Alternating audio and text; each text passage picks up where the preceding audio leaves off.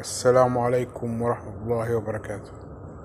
وفاة مهندسة سقطت عليها لوحة إعلانات بسبب الطقس السيء بالعاشر من رمضان.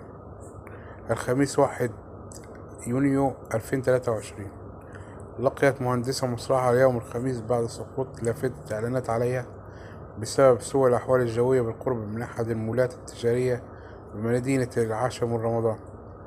كانت الأجهزة الأمنية في مديرية أمن الشرقية تلقت إخطارا يفيد بشأن ما تبلغ بورود إشارة من مستشفى الهلال في مدينة العاشر من رمضان بوصول المهندسة رانيا مصطفى 47 عام جثة هامدة تبين حدوث إصابة للمتوفاة التي أودت بحياتها إثر سقوط لافتة إعلانات عليها بسبب سوء الأحوال الجوية، وذلك بالقرب من أحد المولات التجارية بجوار جمعية مستثمري العاشر من رمضان.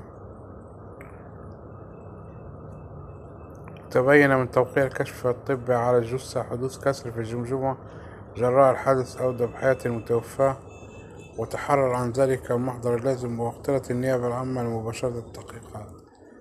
إنا لله وإنا إليه راجعون. السلام عليكم ورحمة الله وبركاته.